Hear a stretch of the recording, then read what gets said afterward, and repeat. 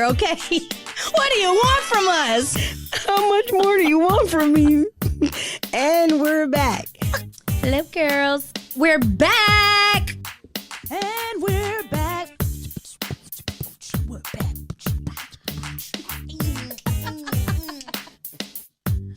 And we're back. Welcome back. Welcome back. Welcome back. Cha-cha-cha. Hey, y'all. It's your girl, Taylor. And Toya. This is the Heaux Bag. Be sure to subscribe to our podcast on your favorite streaming platform and follow us on Twitter and Instagram at _Heaux Bag. That's _HeauxBag. Keep up with our shenanigans. Bye. Bye. This episode is called The L Word. You're listening to sounds of Toya and Taylor. How did you get here? Bleep, I caught the bus. Nobody's supposed to be here. I don't give a muh. I tried that love thing for the last time. My heart says no. Bleep, your heart can't talk. All right. If you, I don't know how, because I grew up in Germany, I don't know how every black kid knew the version of that song across the globe. Like in the cafeteria in the early 2000s singing that song. And it's not going nowhere. But they still singing it. Yeah. The lady, when I was at Phil and Derek's, and the lady was like, I got a song. Yes. Oh, no. She finished her set and she asked the crowd, does anybody have a request? Yes. I like Deborah Cox. And she said, nobody, but I don't give a... we are not finna do that. You ain't finna do it, but I am. And that's Toya for y'all. Anywho, if y'all didn't know the L word, I guess the L is for love or lies. Ooh. It was for L, but it was for L. It was for love. But love can be lies. So we're going to start off with Twitter news. And this Twitter news is actually going to be Parking Lot Pimpin. What is her name before I click? Lene. If nobody knows who she is, you'll see the video in a minute, but let me go ahead and play. Hey y'all, what's up? It's Friday, so I'm gonna keep it black, but I'm gonna keep it brief. Since I've been gone, since you've been gone, I can't breathe for the first time. Since I've been gone, I've been hearing a lot about this baby girl named Krishan Malone, aka Krishan Rock. Oh, we getting into it, huh? She go with this boy named Blueface. He a rapper. What song he sing? Now, why would I know that? Anyway, they made headlines over and over from what looks like a mutually abusive relationship, and this has been going on near 2 years. Trigger warning: intimate partner violence and domestic abuse. I'm talking about at one point she breaking in this man's house, getting his face tatted on her neck, him having a baby on her while she couldn't keep none of theirs, her losing a tooth over him, his mama claiming prostitution, him letting grown men threaten her with physical violence, the two of them fist fighting in the streets, him offering her money to leave him alone, and then making a song about it when he just now asked her to be his girlfriend last week. Goodness gracious. And why is this parking lot material, you ask? I mean, can we talk about the not so nice side of black love? Ooh, because it's definitely a spectrum. Can we talk about the ratio of available black men who want to date black women to the amount of black women who want to date black men? Huh? Ooh, can we then also talk about the amount of available black men who find black women desirable in tandem with the amount of available black men who only find black women desirable enough to toy with and watch them self-destruct? Oh, yikes. This is escalating very quickly, I think. All we see on the internet is Krishan's lashing out. What we don't see is the potential microaggressive gaslighting that could occur in between time, because most black women's abuse is hidden in plain sight. Hello? The gaslighting of black women and the demonizing their emotional responses is so core to our societal experience that for years it has been acceptable behavior in our workplace. But as expected, we are seeing so much criticism and shaming focused solely on Krishan's actions, because why would she ever let a man have her down bad like that? This man even offered her money to leave. And it's just really sad, I think, that we've been so socialized as a people to believe that any monetary offering would be a suitable alternative for any of Maslow's basic hierarchy of needs. Since they made it our business, we can see that this relationship provided her with physiological needs, especially for someone who was one of 12 children and homeless for years, safety needs for someone who experienced child abuse and had very few resources, love and belonging needs for someone whose primary influence on her view of relationships displayed unhealthy, violent attachment styles rather than love and called it love. Hello? Come on, somebody. And till she finds her sleep for herself and outside of any man, esteem and self-actualization needs will not be a priority for her. As a matter of fact, somebody in her situation will likely only look for esteem and self-actualization through the perceived success of said relationship. Jeez! My first degree was in psychology. Don't play with me. And the thing about it is, Black people are reportedly more likely to experience intimate partner violence, but far less likely to seek or utilize the mental health services necessary to bring them out of it. And you know what that means? Fewer and fewer of us are getting the help we need to prevent us from modeling toxic displays of intimacy to our children. And that goes for whoever's committing the abuse, if we're being real about it, because IPV is not just limited to women. I was finna say, Lene, we're not finna sit up here and act like men don't get beat on too now. Consciously? We lost in the South Senate. Toxic masculinity just prevents us being vocal about it. But can you check this out, though? 41% of Black women and 36% of Black men have experienced intimate partner violence in their lifetimes. 53.8% of Black women and 56.1% of Black men have experienced psychological aggression by an intimate partner in their lifetimes. And sadly, 17% of Black women and 14% of Black men have experienced intimate partner sexual violence other than rape in their lifetimes. And you already know who we finna call out. Systemic oppression. Is that you, player? Scholars have documented that the disenfranchisement of Black Americans, combined with the lack of access to healthy outlets to express their frustration, drastically increases the propensity for either partner to project their frustrations in an unhealthy way. And as many of us can attest, most of the time it comes up at home, behind closed doors where can't nobody else see it. There was no way me and I love her so much. I love Lene for addressing that the downside of Black love, because we always see it hashtagged on Instagram when it's all perfect and roses. And when I think of that hashtag Black love, I think of that couple that just got married and they're smoking weed and it's just looking like, you know what I'm talking about? I'll have to show it to you. But they're like smoking weed and they're like blowing in each other's faces while they're in their tuxedo and she's in her white dress. It's just a beautiful ass thing. You're like, man, this is the epitome of Black love. Black love is excellence. It's better than the Cosby Show. It's real life. Black love also is very fucking toxic at times. Yeah, it can be. And I guess we don't hashtag it. We try to exclude it from that hashtag because we don't want the backlash, but we need to start addressing it. Like, it's not healthy for this girl, Krishan. I don't even know. I just like be scrolling and I'll see on like the neighborhood or something. Recently, I guess they got into a fight and he had pulled one of her braids out. She had the box. No, he pulled a patch of hair out. She didn't have no braids. Oh, I assumed it came off of a braid. Nah, she had took his phone and ran.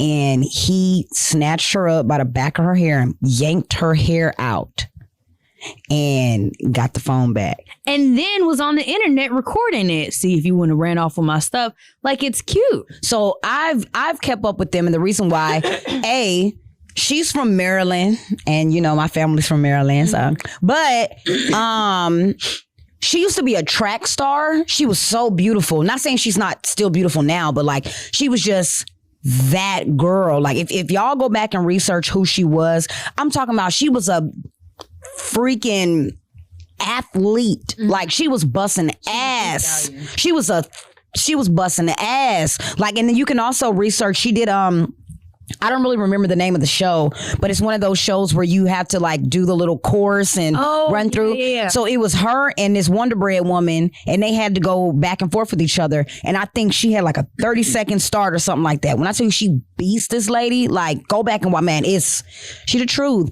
And I feel like it's unfortunate because a lot of the things that Lene said is so right. And everybody's like, it's so unfortunate that a lot of people choose to blame the woman. And it don't matter what the circumstance is.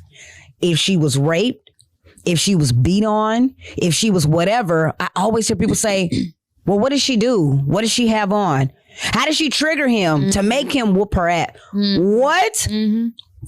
T. Jakes and some other freaking white man that's a pastor just made a whole sermon that's circulating now around talking about women. This was the white man. Y'all need to stop coming to church dressed like this. It's on spiritual word. And y'all need to make sure you shouldn't be showing your legs. And if you have to keep scooting and pull your dress down or this, that, then it's too tight or it's too this or it's too that. Whole time I'm watching, I'm like, why you can spot those few women that have that on out of your whole congregation?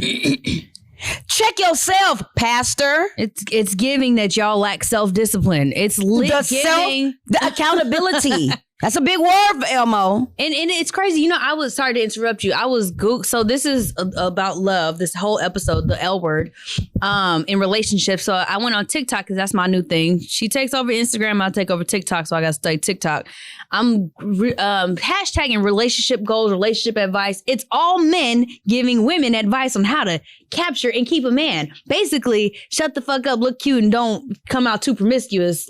Come off as too promiscuous, and you can keep him. Why can't he communicate? There was a therapist who recently lost her job. She's on TikTok, and she I saw that, but she was kind of wild though. With her did see it on TikTok, but delivery. But it wasn't. But sorry to go. She had said men. She was telling men they need to start communicating. So she had stitched another TikTok where the lady was getting on talking about how men are now ages like the young to middle class. I'm so sorry, y'all.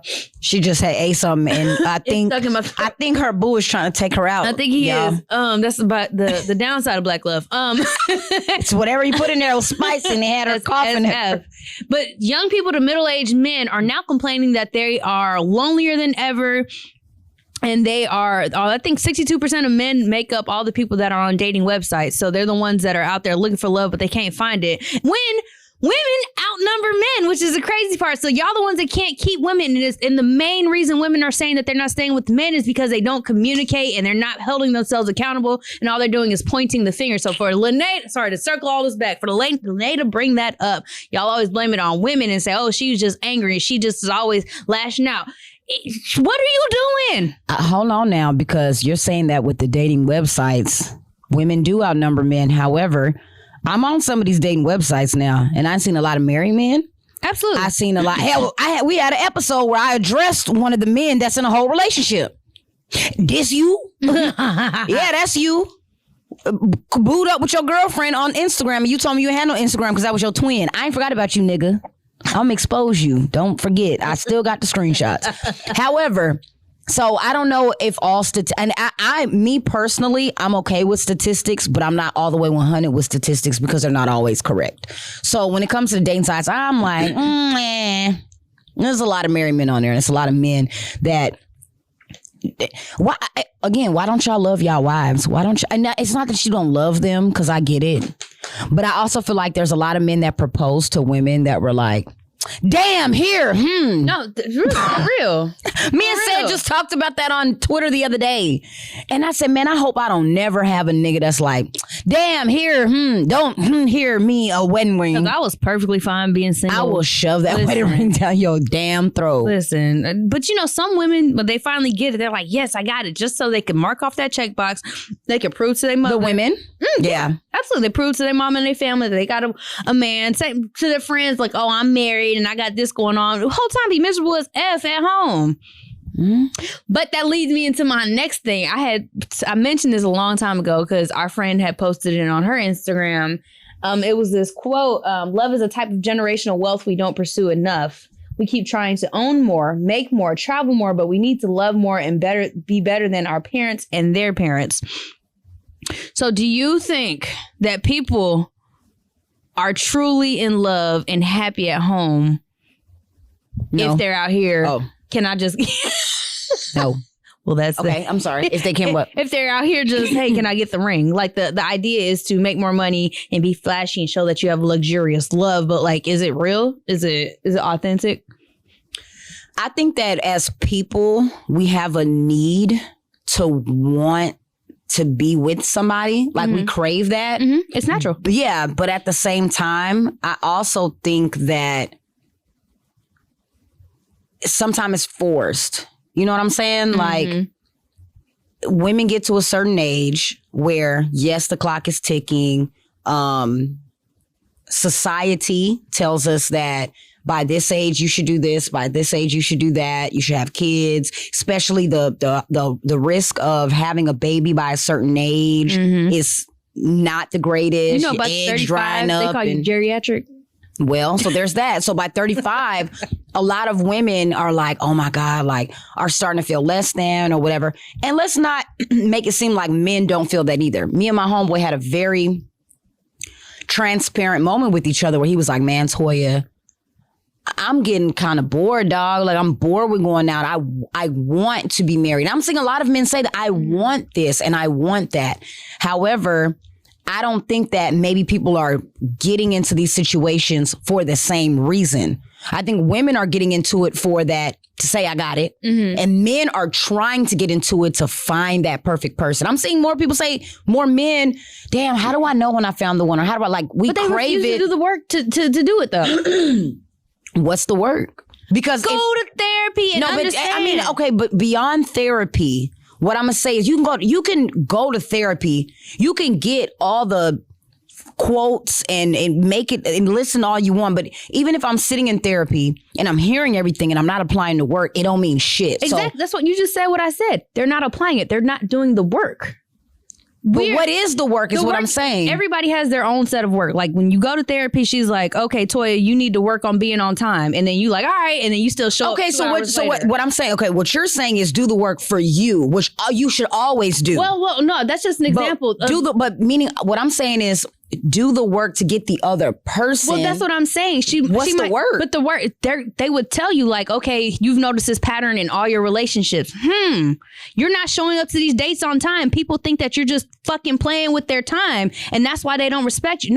This is an example. Right. But they tell you like, they listen to all your complaints. Like my biggest complaint in every relationship I've had, except for this one right now, I'm too nonchalant. I act like I don't care. I act like a nigga. That was my biggest complaint. Because I was raised by my dad and he was like, stop showing your emotions. Niggas want to see that, men want to see that their women care. So I was like, okay, now I have to, I miss you. And it was hard. It was hard, y'all. I was like trying to find the what's your favorite color? I remember this time, this nigga was like, I miss you. And I put the LOL. I didn't miss him. Even look, the one corn said, damn. But I was very honest and I had to learn like sometimes you just gotta, be a little bit more feminine. And I'm working, I'm still at work, but like I'm doing the work to get there. And have I gotten there? Fuck no. Like I'm a mess. I think you've spoke on in the past too. And I will say this, and I can't speak for every woman. However, I am starting to see a lot of people say, talk about femininity, talk about resting in your femininity. And I believe that because I think I sent you this post on Instagram where the woman was kind of saying like, if I didn't have to show up so hard, or you sent it to me, as a woman to provide for myself and provide for my kid. Yes, we're supposed to do that because we're adults, so don't come on here bashing me. Then the man wouldn't have to look at me and say, oh, she's too masculine or she has it. What can I even bring to the table or whatever because she already has everything. Well, how about you providing me that safe space? And I'm not saying provide me money. I'm not saying, they don't know what that means. That come to the table talk is really different when you look at it different and stop always trying to monetize things. Come to the table with making me feel secure that, you know what, Toya? I got it under control. And when somebody really has it under control, it's a feeling. And even if it's not, you don't have to have it all under control, but I'm trying and we're going to figure this out. Give me that reassurance that, you know what, if we hit rock bottom, well, I'm going to do everything. I'm going to sell my stereo on that PlayStation before we hit rock bottom so that you know that like we've exhausted every resource. And that's what they don't understand. And as you're doing that, then as the woman, I can rest in my femininity and make you feel okay. Or make you feel like, you know what, baby? When you come home, this is your safe place. Not you coming home and saying, well, damn, nigga, what we gonna do? How we gonna do this? How we gonna get this? How we gonna do that? And a lot of women, sometimes it's not nagging, but you're not showing me anything to make me have to not question you. Exactly. I'm not asking questions because I'm doubting who you are as a man or what you bring to the table. I'm asking questions because you're not showing me anything that you have it okay. And I do get that sometimes people, especially men, have to sit back and not talk and think about things and be in their own space and all that. I get that. But in the midst of that, how are you making me feel? Communication. Okay. I'm sitting here like this, like, damn, I seen the pink slip. Here, hey, baby, I know we ain't dumb. Here's the mail, pink slip on top. Like, and you saying, oh, all right, 4 days later. And you just sat your ass in the room thinking and I ain't seen nothing, or I haven't seen a shift in anything that you're doing. Get your ass up and go get to work. And that But again, again, that's not even to get away from the monetary stuff, because like we did take this about, you know, money and stuff. Like even now that I've entered the mommy world, I've talked to a lot of people who have kids, and they're like, yeah, they went through postpartum depression alone, or their partner was right there, the dad was right there, and he just didn't understand. Y'all not taking the time out to understand, communicate. What's your partner? You just think that she's tripping right now. You think that, oh man, this baby came and she changed. Yes, she changed, but what else is going on? Like you need to try to figure out what it is so y'all could stop art. Y'all need to communicate. Like, and that a lot of women, I heard like they if you give them the opportunity to talk, they will talk about how they were depressed, they wanted to just quit, run away, die, and all this stuff. And it's like, damn, like their partner really wasn't there when they probably just needed somebody to listen to them bitch about the milk or whatever the fuck it was, but you didn't take that time to do the work to understand your partner, and you left the situation, and now you telling everybody your baby mama crazy. Like that, y'all not doing the work. When I say investing, the way you invest in those apps, the way you invest in football, the way you invest in basketball, to understand who coach did what and who's the best player and who's going to be the next draft round pick, you need to invest in a woman so that you guys can stop walking around, oh, I'm so lonely and these bitches don't want nothing. You're not showing them anything different that the last man didn't show them. You know what I will say, too, when it comes to dating, because, hell, I'm single, so I'm still in the dating world. I had to end up telling this guy on a date, bro, you really don't be talking about shit. And he looked at me like, and I'm like, you don't. And I'm like, I don't mean to hurt your feelings, but you said it with that straight face. You don't be talking about shit. I was like, so when I don't respond to your text messages or you call and I don't want to answer, it's because I already know how the conversation's going to go. Mm-hmm. And not saying you don't have great conversation. It's cool. I could shoot the shit with you all day long. Mm-hmm. We had sat on the phone one time for like 2 hours, but we wasn't talking about nothing. It was just talking. Music and this and this and that. That stuff is great, but that stuff does not build a foundation. Right. So, and by a solid foundation, why are you like this? Why didn't your last relationship work out? Why? Have you ever viewed a successful relationship? What do you think a successful relationship is? What's your goals? Where do you see yourself from now in 10 years? Where do you Those are the conversations that are not being had because you want to know what the fuck my favorite color is. We're not 12 anymore. And even if I told you, nigga, you not finna remember anyway. You're not gonna buy me purple flowers because y'all niggas don't buy flowers. Or you just, it's just to pass time. And like the L word, if we're all trying to, like, are you dating somebody you actually like? Like, are you guys out here dating intentionally? Like, what are we doing? But, you know, then that brings us into our next thing, which we'll have a clip for it. But if we're still trying to figure this out at this age, our parents are trying to figure it out at this age. Absolutely. Their parents, I guess they were just together because everybody got married back then, but they didn't care if they was in love. They just did the shit. Now we're not, you said, have you seen what a healthy relationship looks like? Growing up, absolutely not. I'm a military brat. I think I know one couple. It was the Rodriguez family. They were from Florida. No, it was a black woman and a Panamanian man. They were both black, but they were together and they had 3 kids and they were in love and it was beautiful and they're still together to this day. Other than that, I have not seen a healthy... And even still, that was from the outside looking in. Really, right, yeah. True. But I have not seen in my house, in my family, everybody in my house is divorced. My mom has been with her husband for 20-something years. But will I say it was healthy? It was shit. But no shade of my mama. It's just like she did better than her parents. And so me navigating through this love thing by myself is like, wow, my partner grew up in a 2-parent household. I grew up in a 1-parent household. So I'm like, all right, when things get rough, I'm like, all right, nigga, I'll holler at you. And he's just like, no, we need to talk about it. Or like work. And so it's a growing thing for me. Oh, that does make sense. Like the whole, because I was going to say, I don't think a 2-parent household really is more of a positive than it is a negative, because sometimes you do see those 2-parent households and they're like, we're just making it work for the kids. Mm-hmm. But however, at least y'all still stuck something out and y'all tried to put forth the effort. But how you just said, it shifts the perspective because he's like, I'm done.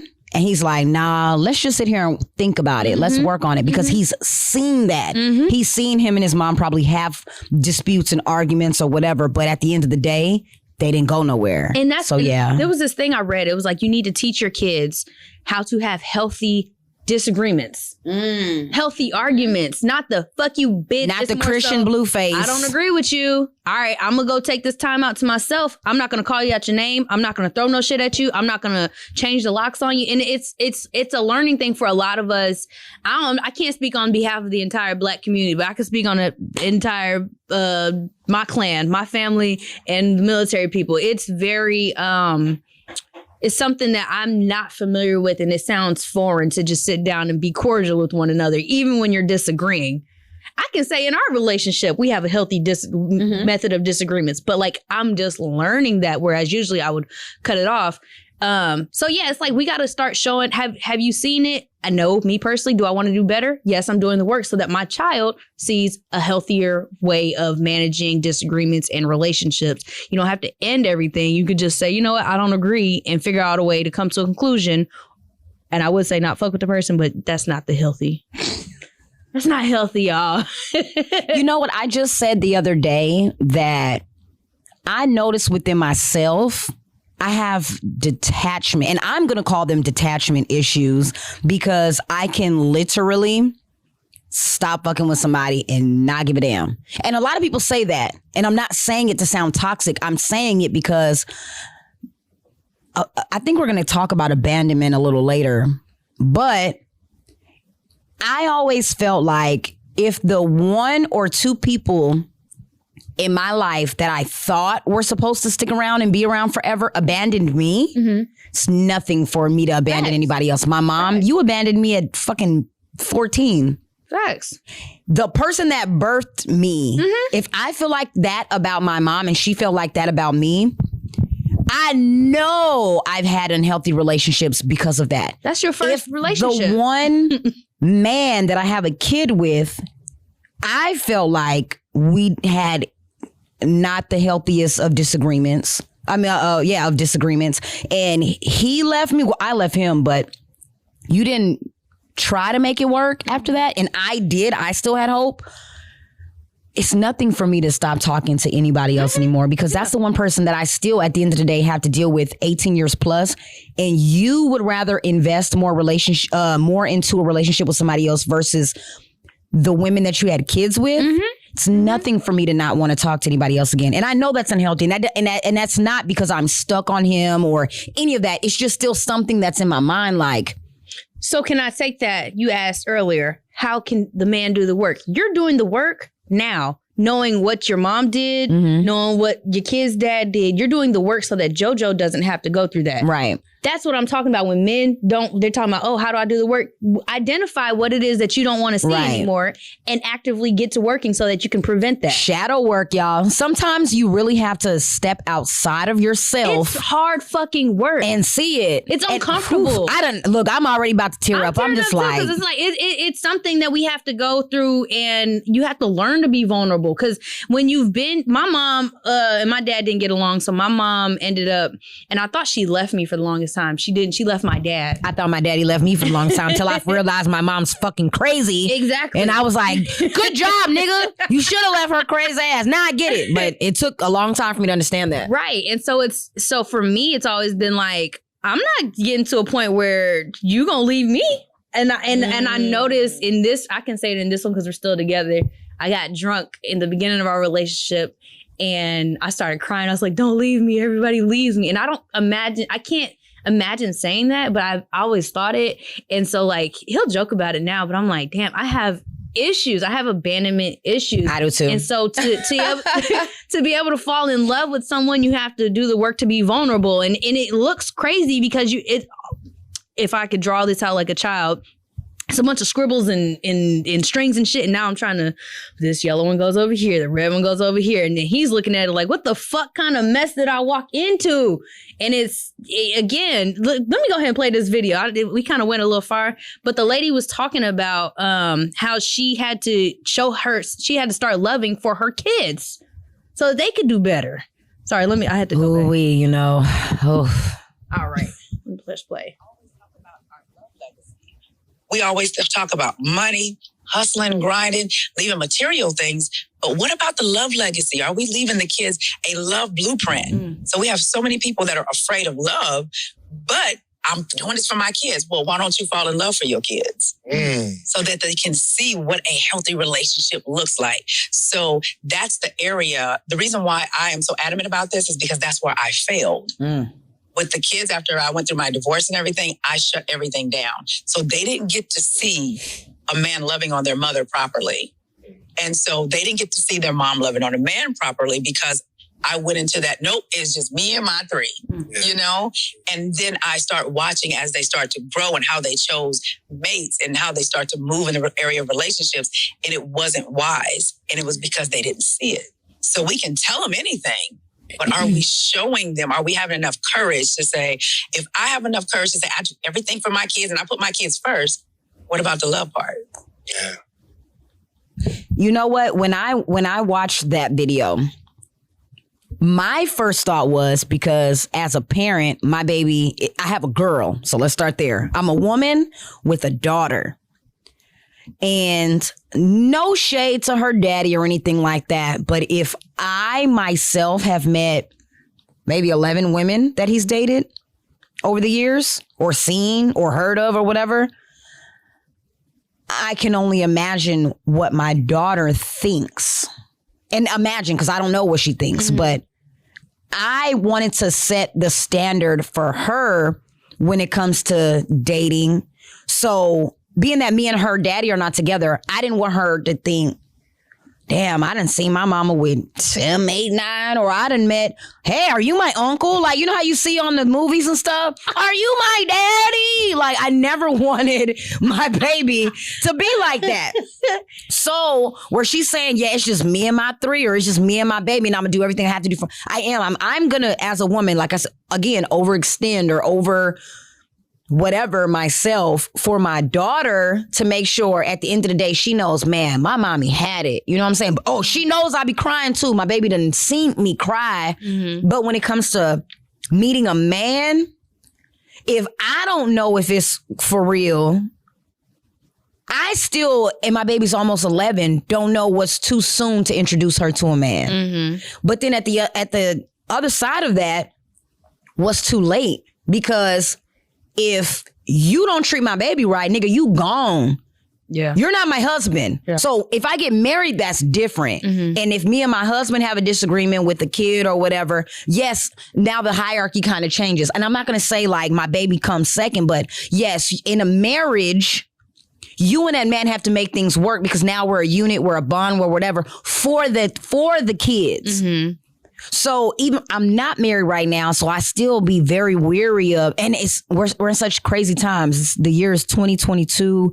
I mean, a person will show up with their representative for a long time. Absolutely. And I will date that representative for a long time. And again, people will always be like, it's your fault. You should have seen the red flags. Some people do a very, very, very, very good job of hiding those red flags. You can do all the research you want. I can look on the FBI wanted list. I can look up his social. I can look up this. I can look up that. And still until 2 years later, once we get married, then now he shows, oh, nigga, you a little abusive. You never hit me or made signs or whatever. You know, like, how I'm supposed to know that yo, uncle twice removed is a pervert, and this is my first time meeting him, and now he's at the family cookout asking my baby, oh, there's some nice looking jeans you got on or whatever. Like, what? Like, I didn't know being a pervert runs in your family or whatever. Like, it's just too many layers to that, I think, from what she was talking about. Me listening to that in this situation, it's like, I get it. I want to fall in love, and I want to get married to show my baby what a healthy relationship looks like. And I feel like now I've done the shadow work. I'm introspective as hell. I'm like, I know when I'm wrong. I know when I'm right. But I'm also still scared too. So. Hell, I'm scared too. Like, I don't think, because you love. So I don't think that was for someone like you. I think it's for somebody who operates in fear of, I'm not falling in love because I ain't got time to get my heart broke because I'm on my grown woman shit. That's me. I'm like, you know what? Hey, if this shit don't work out, I'm good. Like, and it's I shouldn't think like that because I got somebody else watching who's gonna be like, you know, especially a little girl. I think it's just so different raising a little girl than it is. It is. It is. I was raised by my dad. So he kind of raised me to be he tried to raise me to be a pick-me-sha.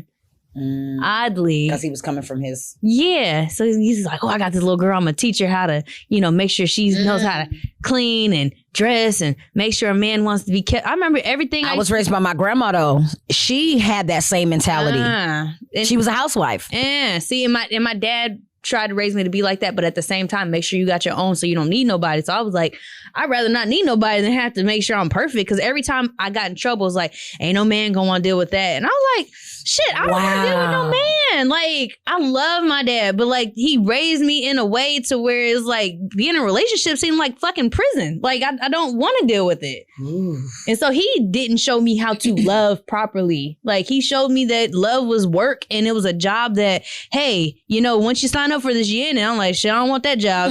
I'm good. I respectfully decline. I will sit on unemployment, okay? I'm okay.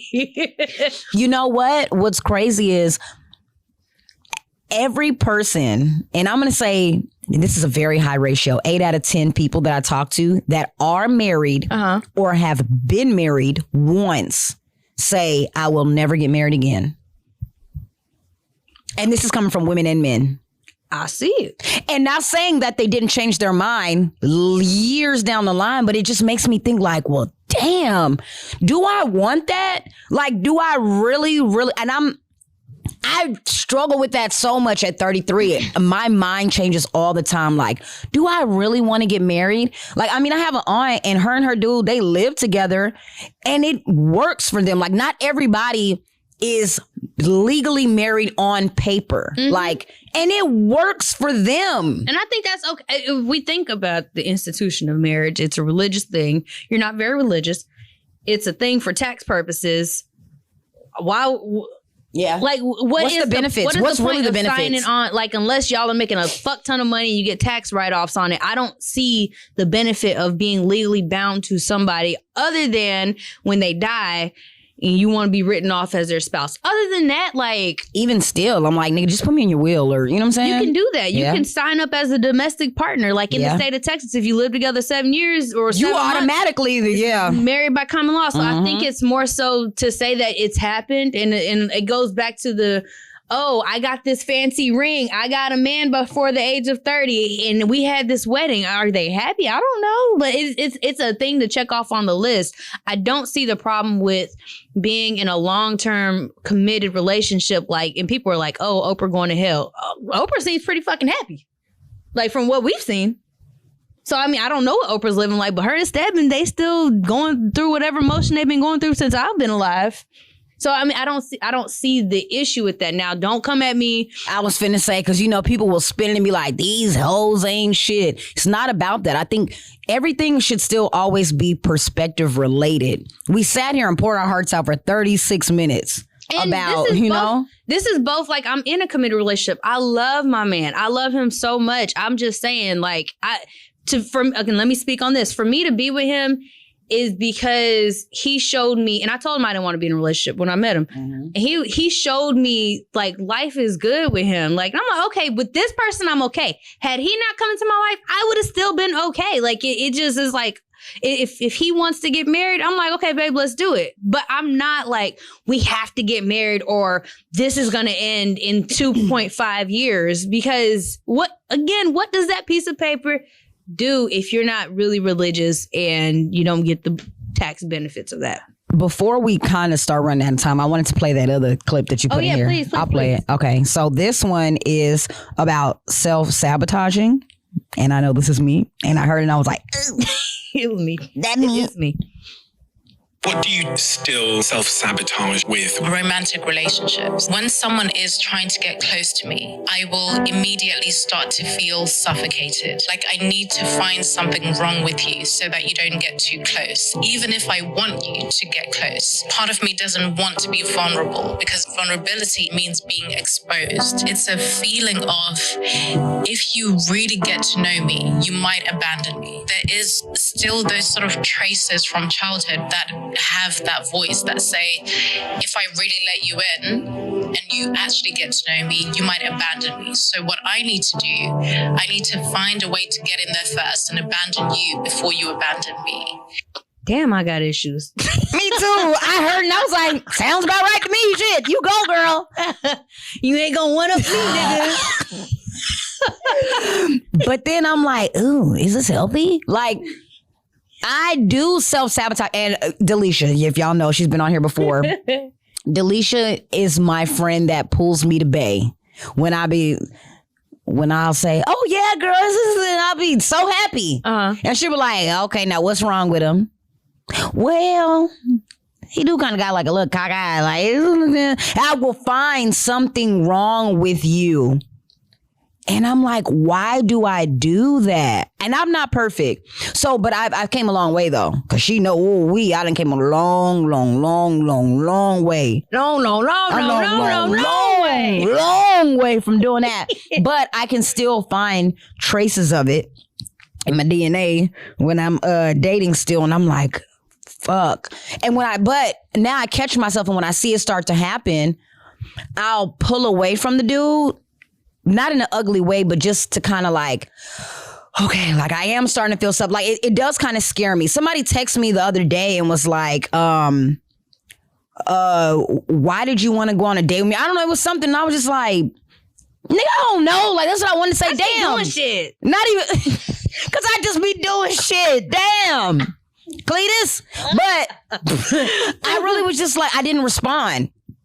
And I was like, that was the best thing for me to do. And also kind of pull back. And that person, luckily, kind of disregarded it and went into another conversation. I was like, thanks. Because it was uncomfortable. I didn't want to talk about it. I don't know. Response. We talked about that. If buddy, you still watching, and then you go, oh, okay. She was saving you, and she was saving herself from having to put that energy out there. Because it's like when you answer it, then you're putting negative energy out there, and it's like, yeah, I'd rather just not. Let's but I really do self-sabotage a lot, and that shit is kind of sad. Like, I got to get it together. So, hey guys, if you want to date me, I got a lot of issues. This is what we're talking about now. We're unpacking our whole bag. This is what we're here for. Let's all talk through it together. Kumbaya, guys. So I know it's what, 4:40. I said I wanted to have a little bit longer episode because this is a very action-packed thing, but I think it's needed because it's cuffing season. TED Talk. Oh, yeah. This is, if I wasn't breastfeeding, I'd be doing this. You gonna zoom in on me real quick? Can you see my shirt? There you go. It's Ted with a bomb. But we don't want the baby to be high, so yeah. CPS has entered the chat. But no, it's cuffing season, and so at this age, I saw something. Y'all still trying to do cuffing season at the age of 35. We're not 35, but do you switch the game up and like you switch your strategy? Like, I'm actually looking for love, or you say, I'm not looking for love this year. I'm just trying to have companionship, or you say, fuck it, we having a hot girl winter. A hot girl winter. I think that once you if you're listening to this episode and a lot of the things that we're talking about and we're saying we're doing the work to make ourselves a better person so that if that person comes along, I'm showing up as my best self, then yeah, I am looking for love. And I can say that I am actively looking for a person that I can get married to. Does that mean that I'm being a pick-me-sha? No. Does that mean that I'm telling every man I meet on the first date, hey, I want to get married. What's your intentions? Oh, that ain't toy, y'all. That's not toy. But that also means that I'm not opposed to it. Before I was like, if a nigga ever talked about being married, I was like. In our 20s, yes. Same thing with kids. Woo. I'm not trying to get pregnant at 25? Yeah, because sometimes kids bring bad vibes. 18 years? What? Who wants to deal with that? I can't just leave you. And I can't, y'all gonna look at me bad if I'm in a club and a baby at the babysitter house all the time. Like, but that's neither here nor there. I'm saying, like, it's okay at a certain age to not want it and then to turn on and say, now I want it. Because niggas do it all the time. Women are supposed to be looking for love from the age of fucking 15 to whenever. Men are told, nah, go out and sow your royal oats. That girl gonna be here. Establish your career, do this and do that. Right. Yeah. We're literally, a lot of us are I don't want to say we're what's the word I'm trying to think of? Like, groomed into being a wife. Mm-hmm. And a lot of men are, like you said, go out there and do you, man. And then they assume that without grooming your boy how to be a husband, a father, a healthy one, they assume that, oh, he's a man. He'll be all right. As long as you're a provider. That doesn't count. And come home because he know where home is. Basic life skills. In this economy, everybody has to be a provider. You need to know how to, when your kid is crying, don't tell him, hey, man up. No, talk She's to the boy. 2 weeks old. The fuck? No, that as somebody with a newborn, hey, let her self-soothe. She's fucking 3 days. What do you mean? Self-soothe. She still got coochie on her breath. Like, are you... Y'all, don't make sense.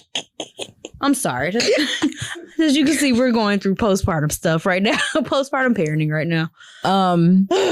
So I know you had said something about dating fatigue. Sometimes that shit can be exhausting. I'm a very big energy-driven person, and I know that, and I think a lot of people know that, and I have good energy. I mean, shit. And I think that when people do have good energy, and everybody thinks they're a fucking vibe. You know, sometimes there's bad vibes. So yeah, everybody is a vibe. Sometimes you're a bad vibe. But when you do have good energy and you do have the positive vibes and you're always, you know, manifesting things or whatever the situation is, you do gravitate. You know, you pull people in. Mm-hmm. And I know that. And that's why we said sometimes, I just be doing shit. You know, I think there's a screenshot we'll show a little later about it. Where it says something like, have you ever just been on a date and be like, man, I just be doing shit? Facts. I had a homeboy sit me down. He was like, he said, why you giving yourself to all these niggas? I was like, cause a bitch be hungry and I be bored. He was like, stop doing that. I was like, I don't like these niggas for real like that. He was like, stop giving everybody your energy. And when I say be with, I'm not fucking them. I'm literally like, oh, I got a date at 3 o'clock. I got a date at 7 o'clock. So I'm gonna go home and change real quick and then run to... Dating fatigue. Listen, city, this is Houston. Like, it's easy to go on 15 dates in one weekend with 15 different niggas. It is so easy. And I will say that dating is not a broke nigga sport. It is not. So. And let me tell you something. It is not a broke bitch sport either, because I got to have the edges laid, got to make sure my eyebrows is laid, got to make sure my toes are done. I ain't coming with none of that shit. Man, I'm just letting you know right now.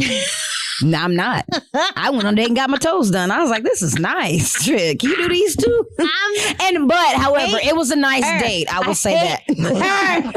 I came unprepared and he prepared me. And I like that. But however, dating fatigue is real. And the reason why I say it's real is because now again. Can I say something real quick? Oh my God. No. This depends. Is old. This okay. Is old. I'm like, it depends. Wait a minute. Toy used to go on so many dates, and then she would bring that, like, we would be linking up, and the nigga would just come along, and I'm like, I'd be tired of seeing these niggas. I was tired of dating Toy's dating life. My homeboy pulled me to the side one time and was like, hey, say, bruh. I'm talking about saying, say, bruh. Please stop introducing me to these niggas, because now when I'm out and you're not with them, they think I'm their friend. And I was like, y'all, my bad. We would be at the club and Toy was like, we just left a date, he finna come. I'm like, damn, another one.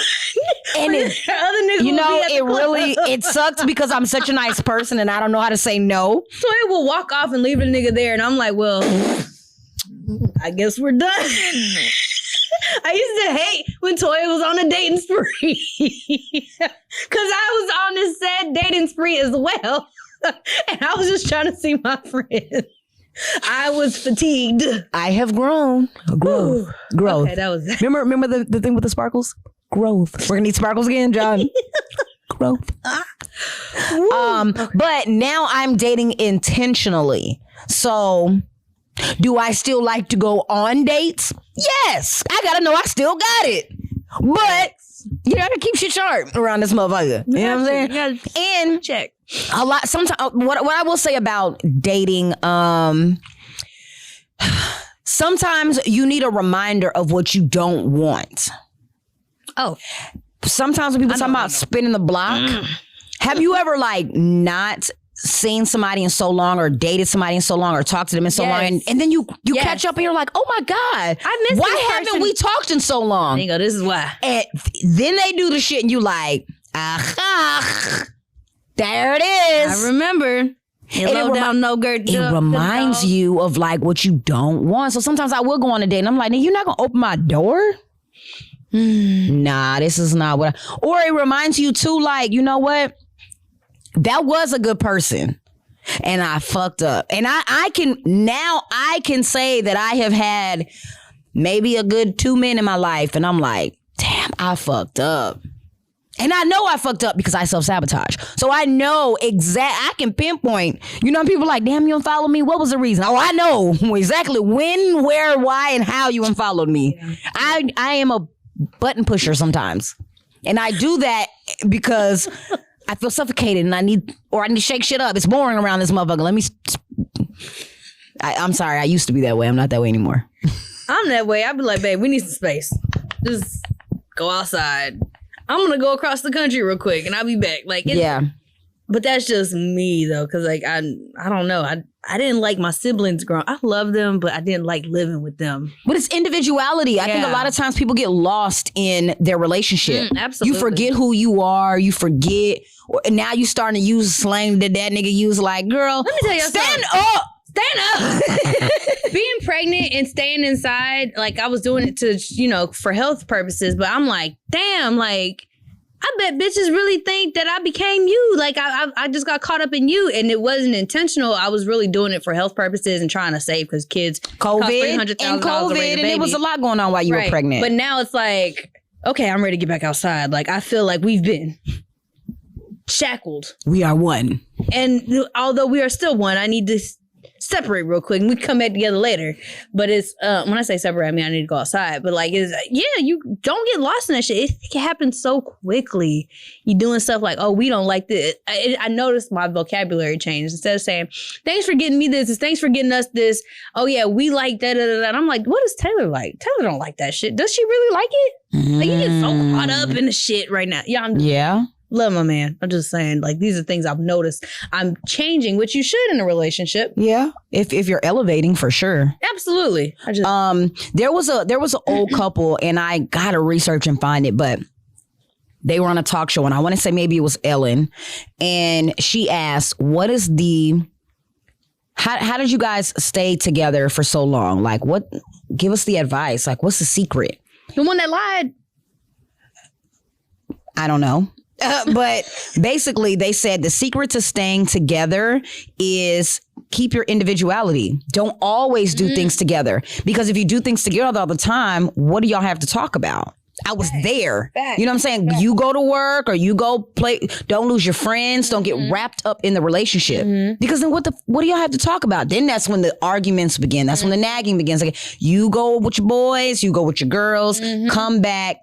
You ain't never gonna believe what so-and-so did. You know what I'm saying? Oh, what's tea? You know how niggas love tea. They do. Niggas love tea. But ever since I heard that, I've always said, as a mom, I'm not gonna lose myself. And in a relationship, I'm not gonna lose myself. People are not property. I say that all the time. I don't belong to anybody except myself. Hell, at this point, I got a social security number. I belong to the damn state. I belong to America. I'm not playing with you. I don't belong to you, nigga. I belong to Uncle Sam. Woo! But anywho. Girl, you came with so many gems today. And I thank y'all for tuning in with us. For 52 minutes and going, yeah. And I feel like this is a bomb-ass episode. I did too. Watching it a couple times. Me too. I'll be watching this. You crying and shit. There was a moment where we both teared up. I don't know if y'all could see it, but like we got back on track because we some real niggas. I went like this to gulp my tears in. Anywho, do you have a whole tip? Oh yeah, motherfucker, I got a whole tip.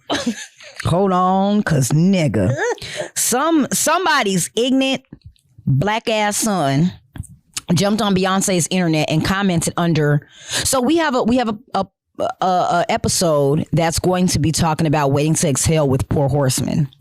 And this man wrote underneath our collab video and said, Houston's #1 podcast, ? Not even close. With respect. Poor horsemen and poor minds run circles and zigzags around y'all.